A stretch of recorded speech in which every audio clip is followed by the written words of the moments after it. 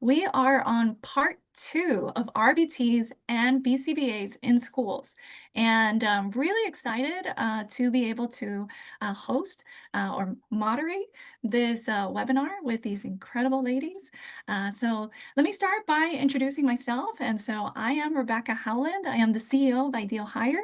I launched this company in 2009 with a mission to support educational and healthcare institutions in building strong, value-driven teams.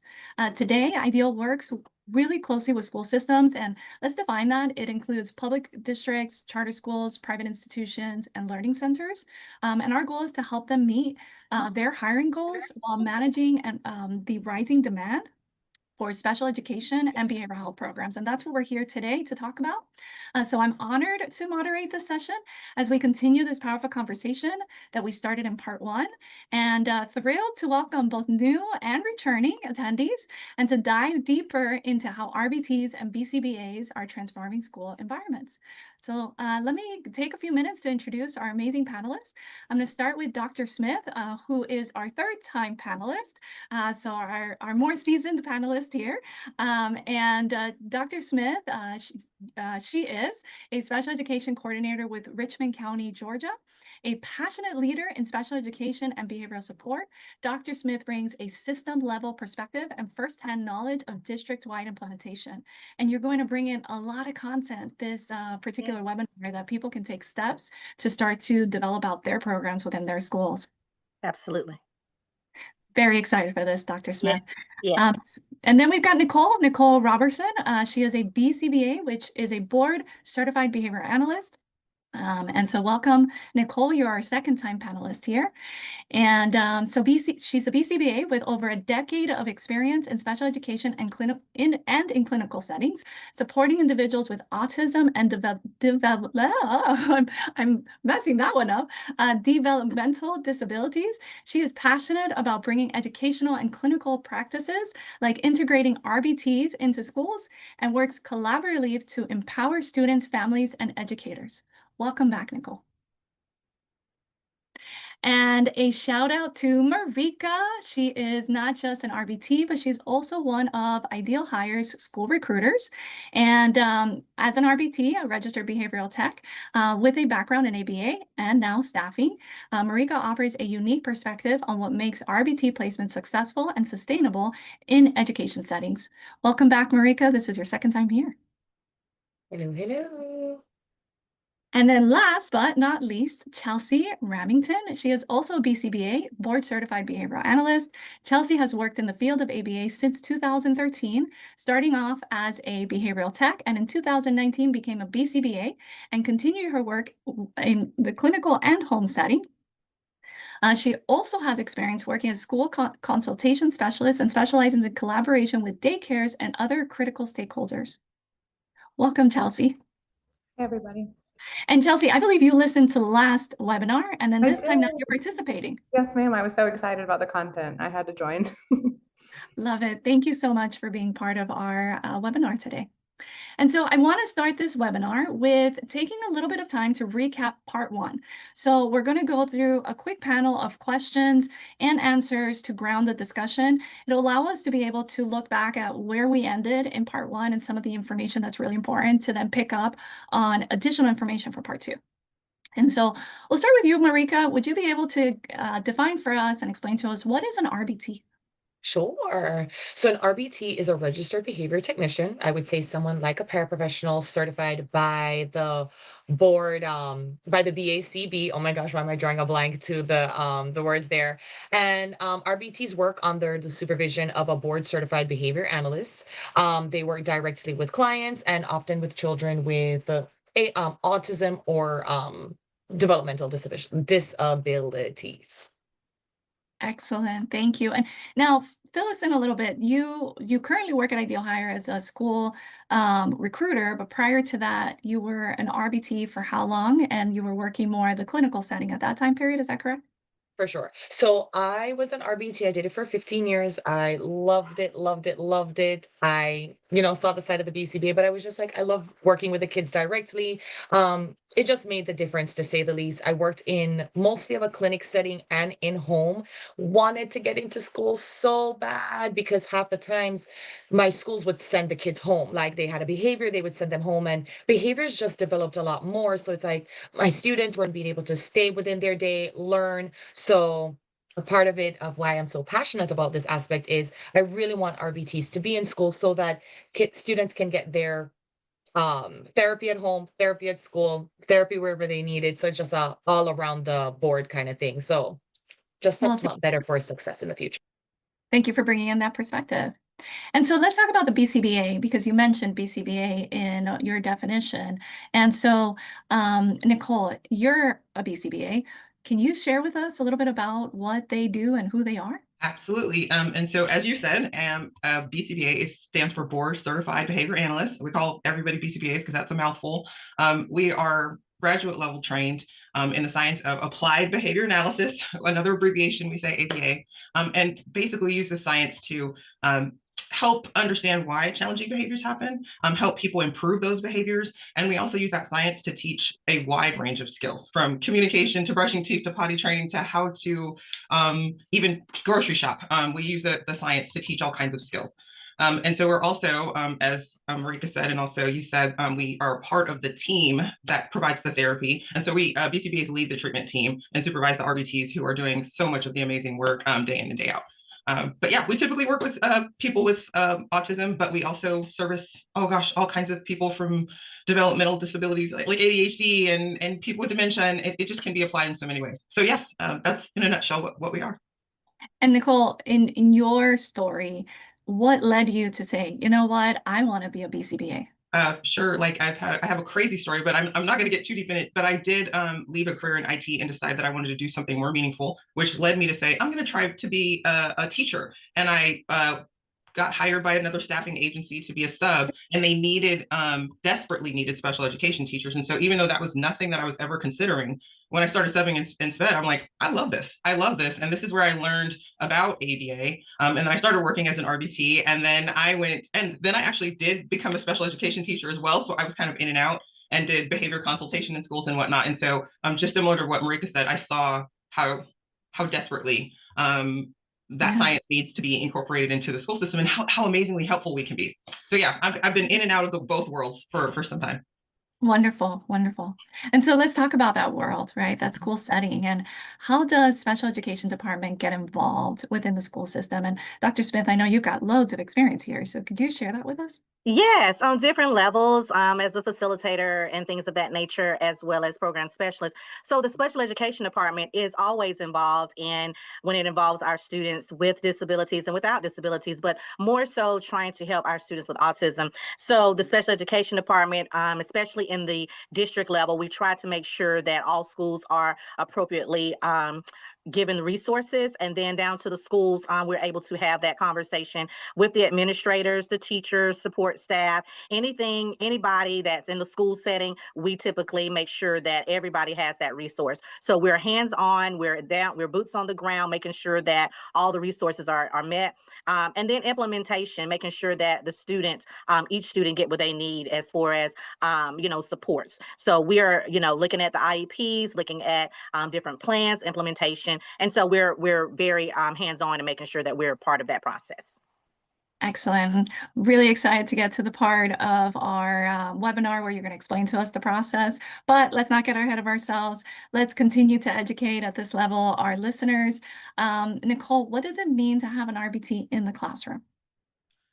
Having an RBT in the classroom is so amazing, because RBT's training includes data collection, how to deal and address challenging behaviors in the moment, de-escalation, and that's their skill set. I mean, that's what their training is about. And then they also have the experience working with the population, and so it just means having someone there who just knows how to do those things already. And so that when those issues arise, you have an experienced and trained member of the team to support that classroom.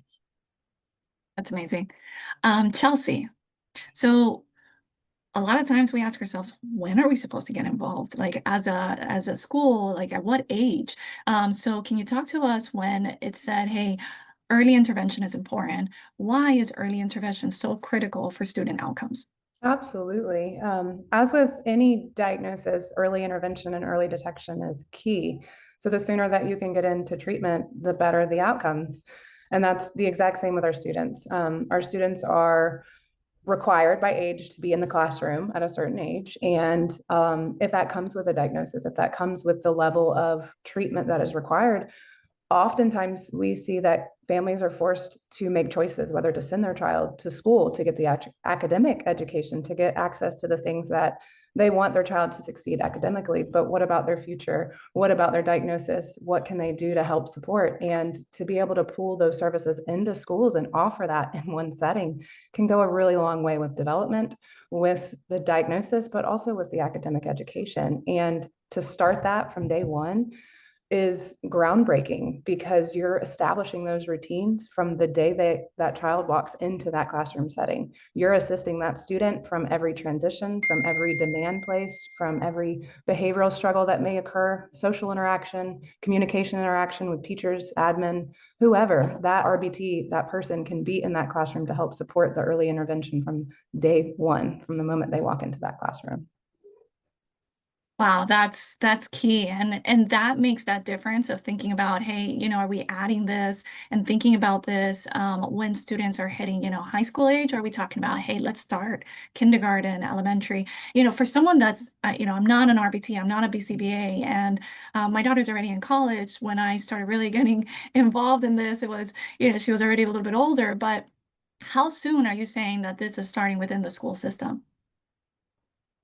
This should start as soon as the resources are available. If they're in a pre-K program, if they're in a kindergarten class, the moment that they walk into the door, if that's a resource that school is offering and that we could provide for that child, absolutely recommend that from day one.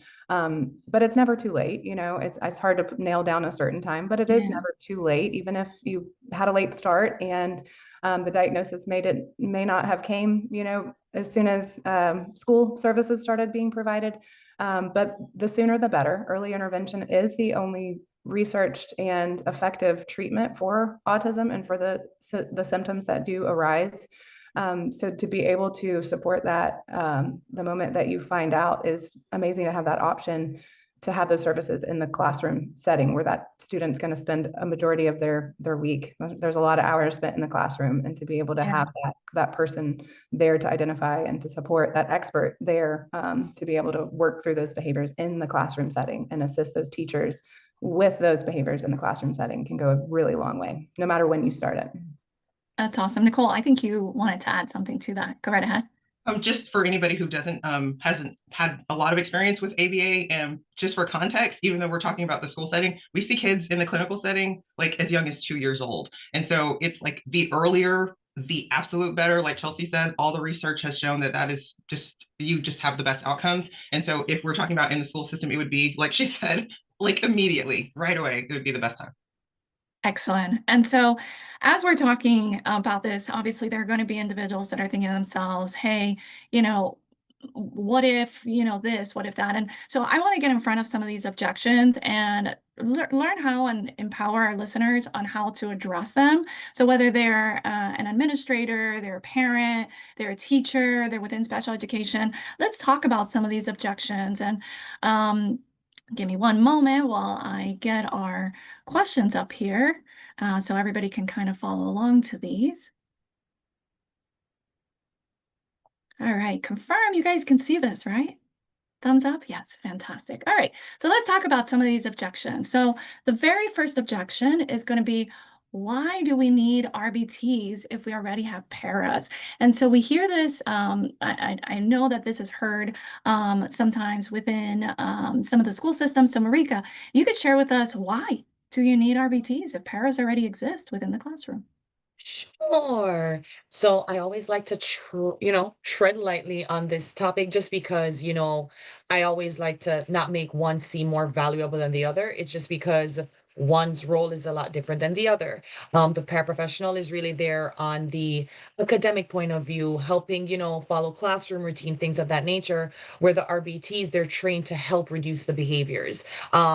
They were trained to, based on scientific research, to understand how to change behaviors, how to get the students to follow along with what the teacher is trying to implement.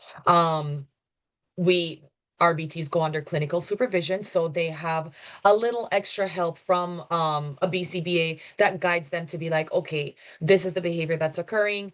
We need to ensure that they can follow along in this setting so that they can set themselves up to move on to the next grade level. Or maybe if they're at high school, they need to work on this so that they can, apply for a job so that they can, make it to the next step. RBTs tend to work a little bit more one-on-one with the students. Let's say, for instance, if there's an academic demand that's placed on the student is like, I don't want to do this. The RBT is able to go in, strategize, find ways for that student to complete the task with, kind of giving not disturbing the rest of the class, to say the least. And it also allows the teacher to focus on what they're doing. And then the parents can also focus on the other students and not redirecting the behaviors that are occurring in that moment. Very good. Very good. Very well said. And another objection that is heard, and this is, of course, also very heard in a lot of businesses, we don't have time. There is no time to train or supervise new staff. And so, Dr. Smith, how do we handle that?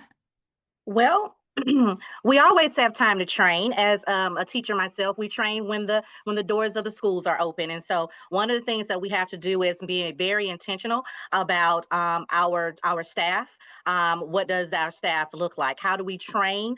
RBTs can be trained, they can be staffed, they can be onboarded, just like any other person that is in your district.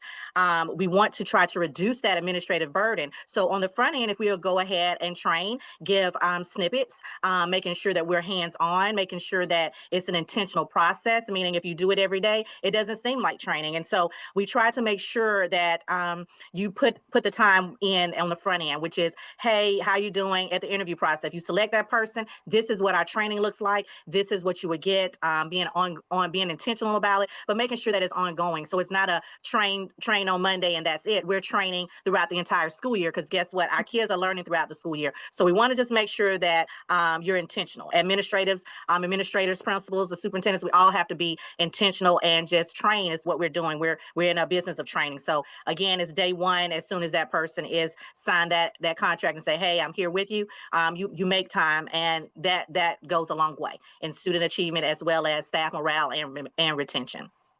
Excellent. Excellent. And Chelsea, you have something to add? Yes, absolutely. I kind of want to be a little bit of a devil's advocate when it comes to this, because I'd like to argue that it actually could reduce the amount of training that is needed for the teachers and the paras, because solely on the amount of data collection that's required for an IEP, that's required to see those results that you are in the classroom to support, that teacher doesn't have as much time as the one-on-one RBT would. The RBT is trained to do data collection. The RBT knows how to implement, how to track, how to record. And with the BCBA's support, having a well-rounded data collection system goes a long way towards that IEP progress, towards reporting those results towards the family, towards the board, towards anyone that's involved in that. And in my experience, I've gone into an entire county system and had to train every single teacher on how to take data. And it's almost impossible for them to record data on each individual student, each individual IEP. It's not impossible, but the expectation is very, very, very high. But to add an additional person in there, that it's a pro at that is designated and trained on that, could reduce training in other areas.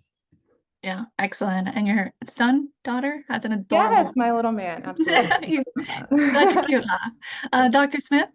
Yes, and just to piggyback off what Ms. Remington said, the data collection piece, yes, is necessary. And so again, one of the things that we've done as our district is to make sure that we look at the components and being able to communicate what we need as a system, what the child needs, being able to be transparent in the communication process. So during the training, these are the expectations.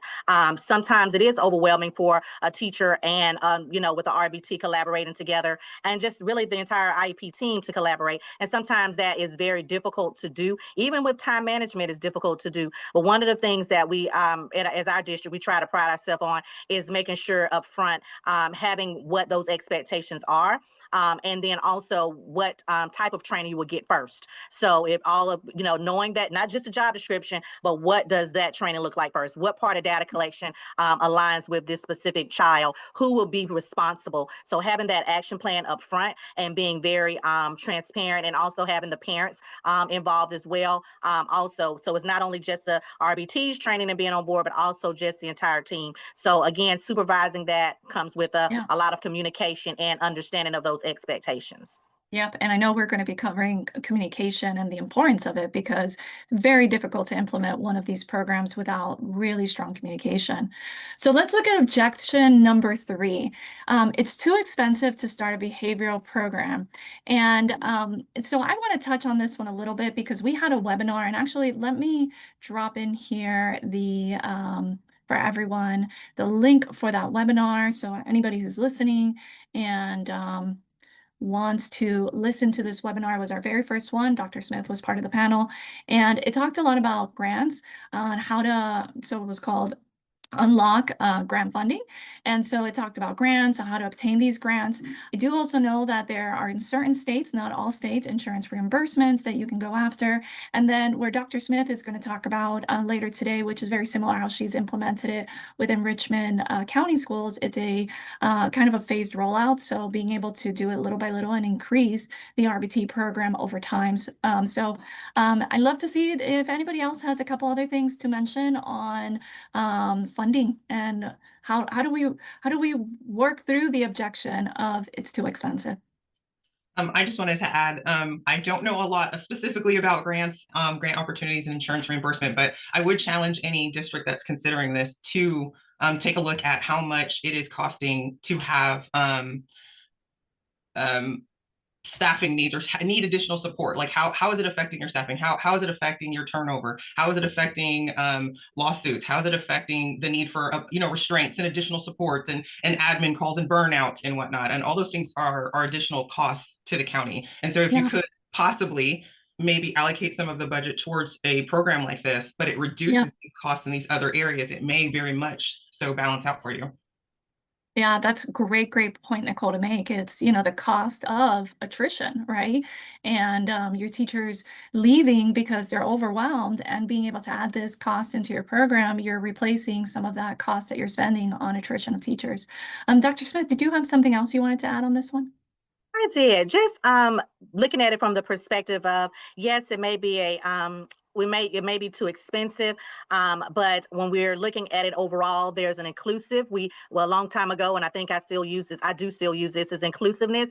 And so if you want an inclusive climate, a culture in your school, if you want to make sure that students are getting and receiving what they're supposed to have, teachers understanding that this is an inclusive school, there's no amount of money that we could have or even give for just being inclusive in your school. So the behavior program that we have in Richmond County, a lot of it was more of just having that program available, being able to look at those social emotional needs and bringing in everyone we already had. We didn't move grants. We didn't do a lot of those things because we're at the stage now we have to look at what we already have and use what we have. And so when you're at that point, you streamline some things, you change the narrative of mindsets, and hey, this is an inclusive environment. The world is inclusive. We welcome all. And so my big thing is, yes, it's a behavioral program. We take expensive out of it, but we need to say a positive behavior program, because everyone comes in with different things. And so just making sure that we're more inclusive as a district, more inclusive as a school, and the world is inclusive. So we want to train and make sure that the students go into an inclusive world like we are already in today. So just inclusive. Wonderful. But money does help though sometimes. I'm sure. That's wonderful. All right. So last objection we had talked about when we were preparing this is, will this isolate or stigmatize the child? And so I'd love your perspective on this, Chelsea. Yeah. So as far as isolation and stigmatization, it actually is like Dr. Smith was saying, that it is absolutely more designed to be inclusive, to allow that child to be a part of whatever environment that they are assigned to, whether that is a special education classroom, a general education setting. It's integration. It is designed to support that child, that student succeed in that setting. And there's a big and here. Your point of that one-on-one support is not to be forever. It's not to be designed to be prompt dependent, to be requiring that person to be there all the time right next to them. With a BCBA support, that RBT can be able to slowly fade out, to generalize all those skills that they may be learning with the RBT to the teacher, to the paras, to the admin, to the peers. Generalization is key to success with the types of programs that we do establish with any goal, particularly. And just knowing the deficits of autism, and some of the key things that are a struggle is generalization from one person to the next person. So whether the student can demonstrate a skill at home, but not demonstrate it at school, or vice versa, or do something for mom, but not do something for the teacher. And I hear that all the time from parents, is like, well, they don't do this at home, or they can count to 20 at home. Why can't they count to 20 for you? It could be because of that disability. And the RBT is an expert, and the BCBA is an expert in identifying that and helping to teach that in a setting that they're going to be able to succeed in, and fade away. Make sure that that skill will be able to be generalized to the teacher, and they will not rely on the support of that one-on-one forever. Yes, well said, well said. Nicole, you had something to add? I was just going to further explain what generalization was, but Chelsea, did you know, she just explained it. But yeah, that term just means that, just like she said, you're not just able to do this cool thing just with this one person in this one setting, but I can take that same skill and I can use it at home or in the world. Like Chelsea explained it perfectly. I was like, oh no, she's got this. Love it. All right, so let's move into some data. While doing the research for this, well, before we go into, let's throw a poll question out there, all right? So give me one moment here. Let's launch it. All right, so the question is, how much has the number of certified BCBAs increased since 2010? So put in your answers, everybody. Now's the time. How much has it increased?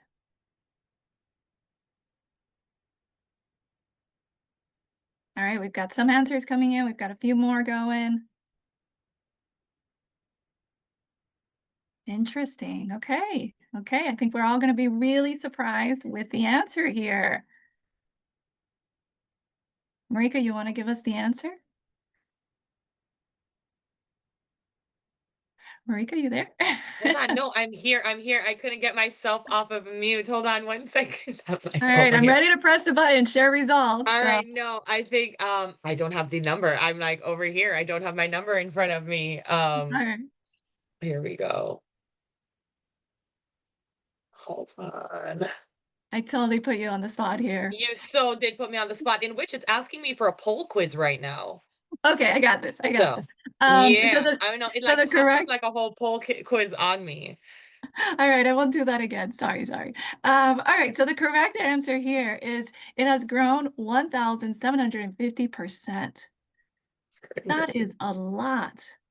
And so pulling the data further, since 2010, the number of BCBAs has grown from 4,000 BCBAs to over 74,000 in 2024, with projections reaching over 200,000 by 2035. That's a big number, and that's a lot of growth year over year.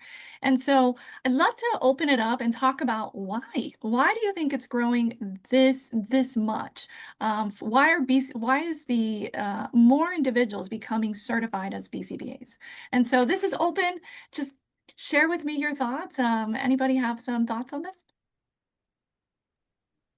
I 100% yes. It's the need. Okay. The need is there. Yeah. The diagnosing rate is, I mean, just in my time in the field, it is shocking to see the number. I don't have it quoted right now. Isn't it like 1 in 26 or 1 in 34 children that are diagnosed with autism right now? And don't I quote me think on it's like that 1 number. in I think it's like 1 in 36, if I'm not That's what I mistaken. think I saw last time, but it is Yeah. shocking. When I first started, I think it was 1 in 64 maybe. And those numbers had already decreased since just being into the field. And to see that change in the last 10 years, whatever the variant is, whatever the cause may be for the increase in diagnosis, you have to match that with the increase in support. And this shows and validates the reasoning behind the support of the one research-based procedure that is designed to reduce and to support and to help this disability succeed long-term. So hopefully we don't see those numbers continue to grow and those diagnosis rates could eventually maybe stable back out. Yeah. And one of the things I read was the demand obviously is not just relevant in ABA clinics, but what we're talking about here, educational and community. And so if the demand is spreading into every part of it, I think, Marika, you talked about home setting as well. We have to be able to meet that demand in different settings. And so we see that in healthcare, right? You've got a registered nurse that goes to the home, you've got registered nurses that go into the hospital, the rehabs, clinics, there's so many different settings for them. And it sounds like this is very similar in the BCBA RBT world. Is that what I'm hearing? Pretty much. Yeah.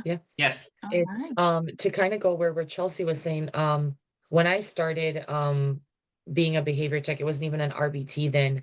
I believe it was 1 in every 101 children, and that was in 2009. And I want to say by 2011 it jumped to about 1 in every 80. So the increase it did was just oh, it's really increasing to the point where when I first started, I did with adolescents in group homes because kids weren't getting diagnosed early. They were just very behavioral. And then because it started progressing so rapidly, early intervention came about. And then that's when I made the switch from working with adolescents to early intervention and seeing the beauty of early intervention where, kind of saying we don't have to hold their hand all the way. We don't have to be their support all the way, but we can get in there early and support as needed, when needed, as they're going on. So. Yeah. Okay. So I think we are in time for poll number 2. So be ready. I'm going to launch it now. And so the second poll is going to be RBT based. What is the primary driver behind RBT workforce growth? All right, we'll give people a couple minutes to answer these questions. Go ahead, vote. I think most people know the answer to this question. All right, let's go ahead and end the poll. Oh, we still got people coming. All right. Keep them going. All right, I'm going to go ahead and end the poll. And so, and share those results.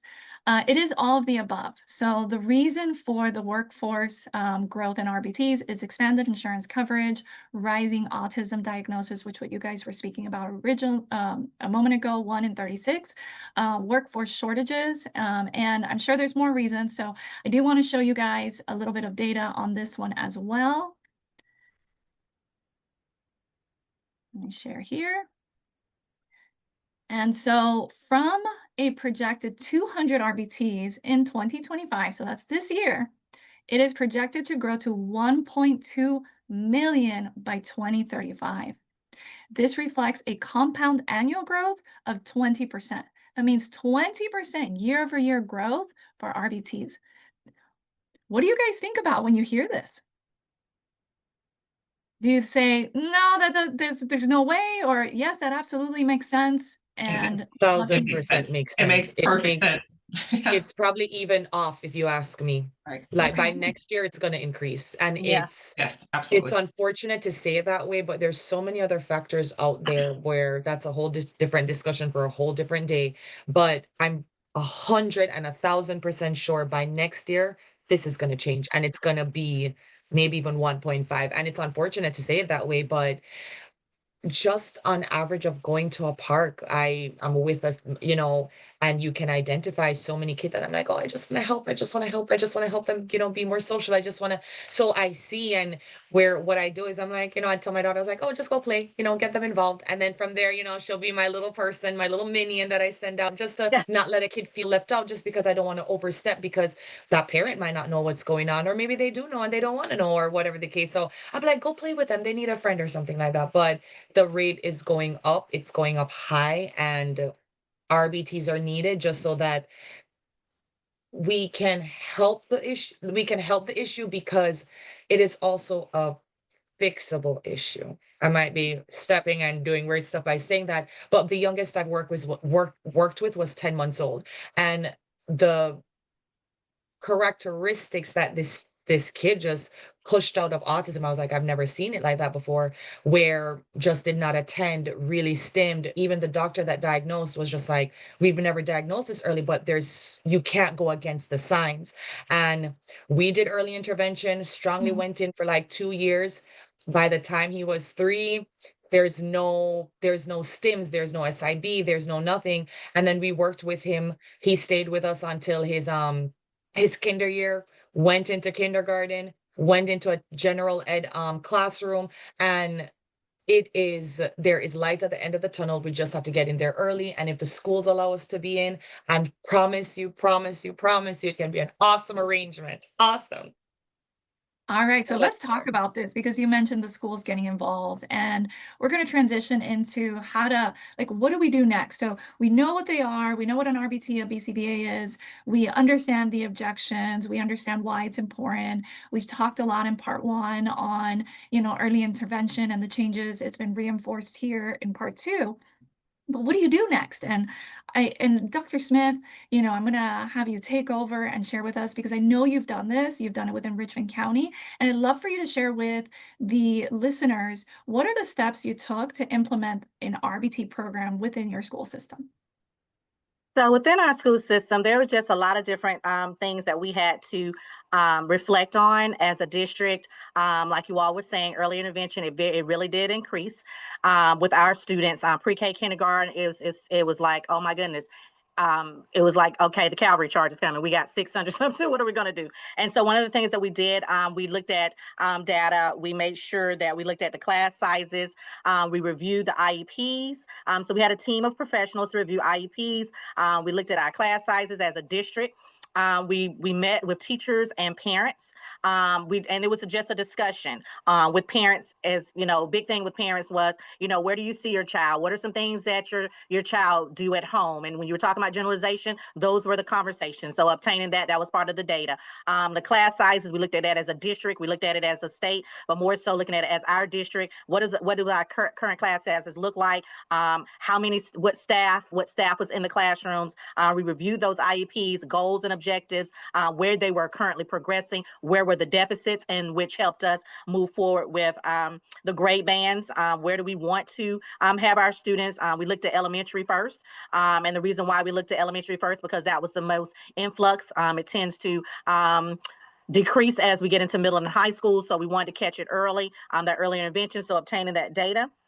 And if the child needed an RBT or not, if they needed a more, if they were more functional, if we needed to add that. Looking at those grade bands, at first, when we first started, it was pre-K through 5. Now what we're looking at with the increase of our students, pre-K through 2. And then 3 through 5. And the reason being is you're looking at the staff. Teachers are having to do different preps.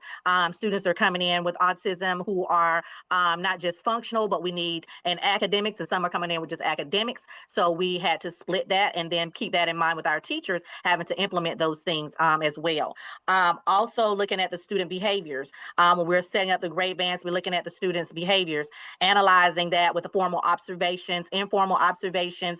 Again, generalization is the main thing. So how do they do across settings? Do they need a more inclusive environment? Sometimes the main thing I tell our parents is that, hey, we don't want them to stay secluded all day long. This is how we're looking at the behaviors. If they're in a class where their behaviors appropriately doing, then guess what? That's where your student may need to be. And so having that conversation and tying that in. So analyzing each student behavior, formal observations, and then also looking at we completed a pilot trial. So once we had all of those things together, once we looked at everything, we looked at certain schools, all schools in Richmond County, do not have the programs of autism programs or behavior programs. So what we did was we looked at the experiences of the teachers. We looked at the strengths of the staff. We looked at a lot of different things. And so we chose 2 schools. We did a pilot program there for those 2 schools. We did a functional one. When I say functional, it was pre-K through 2. These students needed more functional. And then we did one with academics. So in one class, we had where the teacher focused on both academics and functional. So washing your hands, being able to go to the restroom if you're on a toileting schedule. So that's what that looked like. And so we did a 10-day trial period. Once we did that 10-day trial period, everyone was involved in the situation as far as a pilot trial. So the parents knew, the administrative staff knew, the teachers knew, the school knew that we were doing a pilot. We didn't say which child it was, which class. We just did a pilot. And so if you saw me at the cafeteria, guess what? You don't usually see me in the cafeteria. I might be one of the trial children, but that's okay. And that helped us obtain the data. RBTs were involved. We had paras involved, RBTs involved. We all had that conversation. And it was basically, let's get the boots running, implementation. Where can 𝘰𝘀𝗶𝗴𝗵𝘁𝘀 be right now? How is she progressing? And so from that, that's where the steps were. And that was how we started off doing the piloted program. So next year, this upcoming school year, that's what they're doing now. There's not a pilot. We're rolling it out. Courageous conversations were had. If you're going to get on the train, we got on the train. Everybody's on the train. And so guess what? We're doing our implementation steps. And so it was very good. And I do think we're going to do a good job this year. The results, as we saw it in that trial period, it was more of the confidence of the child. The light bulbs didn't just go off for the child. We're going to say the light bulbs went off for the staff. It was like, oh, guess what? They can go into the, yes, ma'am, they can. They have been. They've done it, generalization. We put it out there. And so the confidence of the child was very poignant to me. It made me cry and tear up because it was more of, guess what? Don't put me in the middle of the bus. Put me in the front. Matter of fact, I can drive it in a few years. And so it was more of seeing that confidence of the child. It went up. The parents, they were like, wait a minute, come on, nope, ma'am, nope. Put your hands to your side. Let them roll with it. And so that's what we want. The results of the child confidence go up. And then the teachers' morale was good too, because it was more of that mindset shift. And so that was the result. And so with that being said, those were the steps that we had, and it was very positive. It was rocky at first, but at the end of the day, the confidence in the child made a difference. Yeah. And so when you looked at like the first school and you analyzed, I mean, you talk about analyzing all this data, and I love how you break it down on each one of the pieces, because sometimes when we're talking to some schools about how impactful it's been since we've, been alongside you there at iDEAL, supporting through our hiring of the RBTs and BCBAs, we've talked to other schools about the success that you've had. And many times they say, well, why don't I just start with, the school that needs it the most?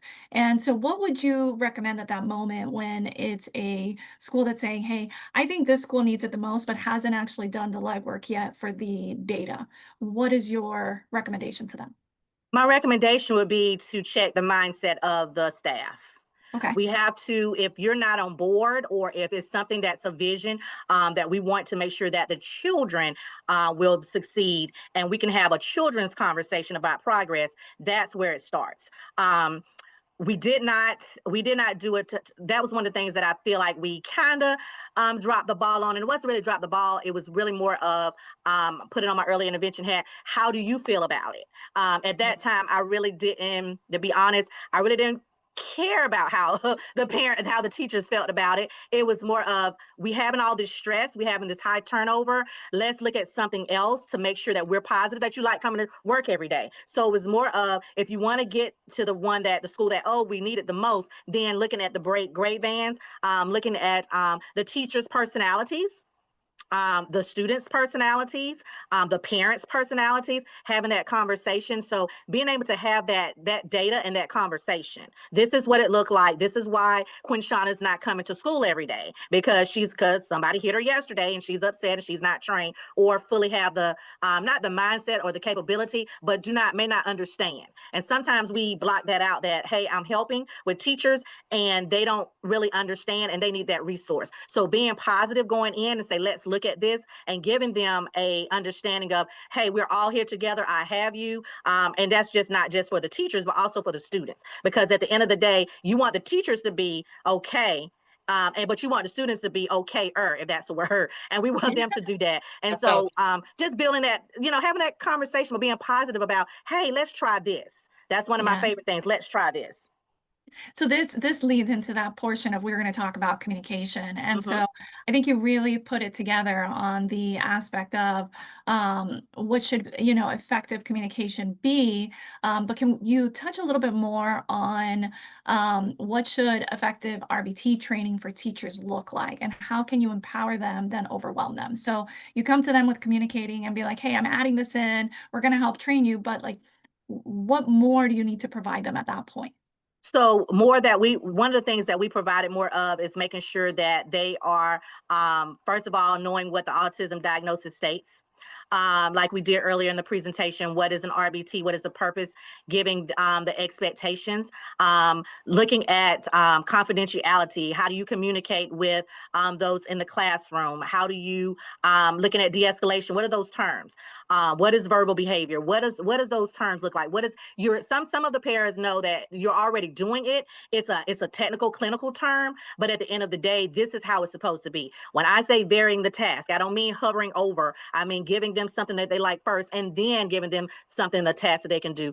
Being able to understand what the RBTs are doing, giving them that verbiage. So when they're talking, when the RBT is saying a certain language or term, and vice versa, we understand it. We may not have that clinical background in it, but you understand when the RBT say, hey, let's vary this task. Hey, let's do this. Let's do a VR3. They can understand it. So the training will be more of looking at what does it look like, and hands-on modeling with the BCBAs and the RBTs, having that conversation. And so that training would look like more of talking to the RBTs and BCBAs and having them come in and do a professional learning on it. It's not saying they're gonna ring you in and hey, you're gonna be a BCBA or RBT, but it's always good to have those functional tools in your toolbox. So I would say making sure we have those functional tools in our toolbox from the experts that give the data collection and things like that. And that's what we did in Richmond County. We invited a BCBA and RBTs to come in and actually do a training with our teachers. And it was very well received by our autism classes that we had. All of them were in their train, and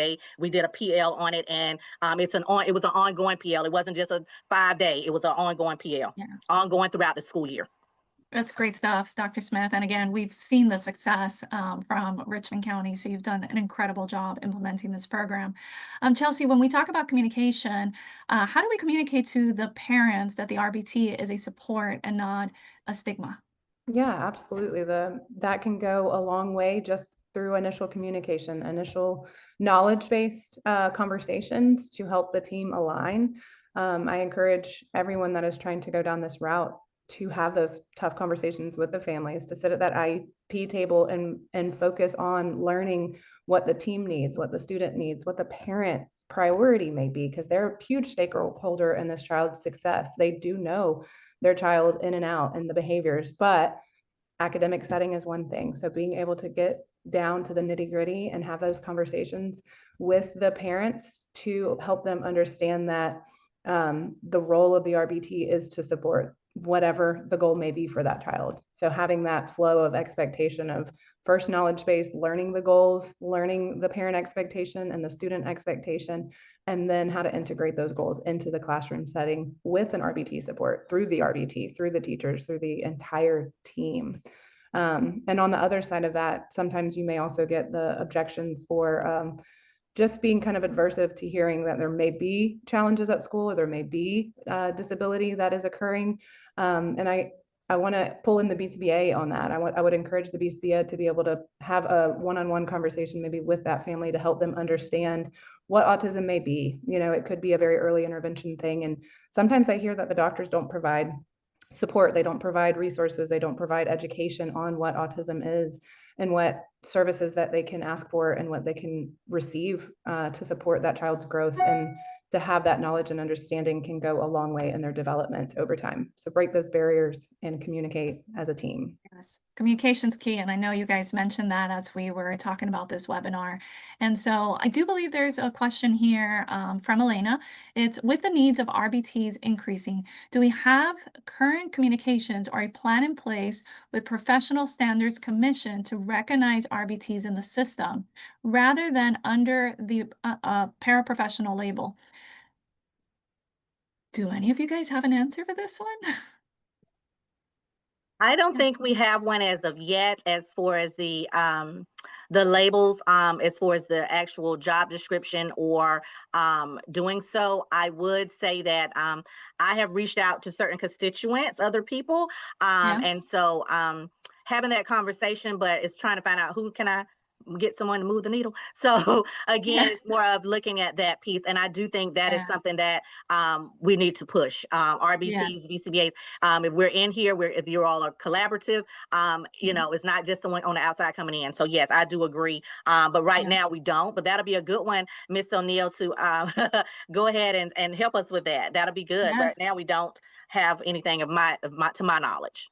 I don't know if And anyone. that's more so pushing on, the county, the state level. Is that correct, Dr. Smith?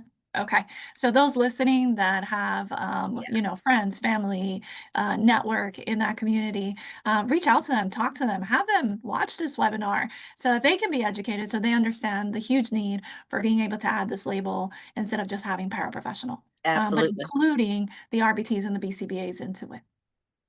All right, so I have one more poll and then we're going to conclude. So let me get this poll out there really quickly.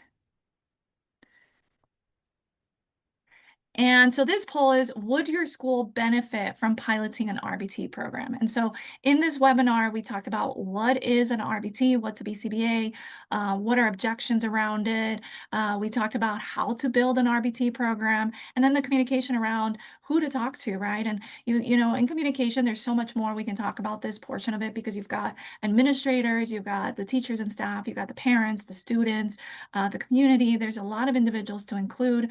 So maybe webinar number 3, right? Part 3, communication. And so let me go ahead and just gather these results. But as we're gathering these results, I'd love to talk about, just end this all with, why is this so important?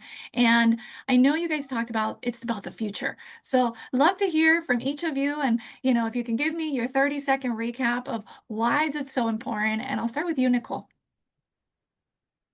It's important to me because I would love every individual person to have the opportunity to reach their potential. And I feel like having the most support, the early interventions, the ability to communicate, to be able to manage your emotions, your behaviors, the social skills, all those things just allows you to be just a participant in society. And that is what I want for these kids more than anything ever.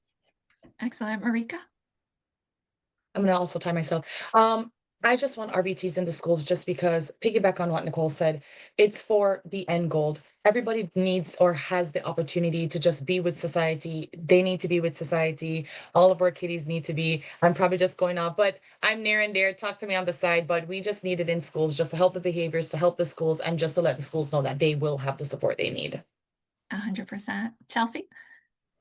I think for hope. I want hope for the future, hope for every student that is involved in the education system, that parent can see the light in their eyes, that there is a future, there is a potential for graduation and post-graduation, and to be able to enter into the job force and have that ability to work and be in a social setting and have the educational background that they need to thrive in their life and in their future.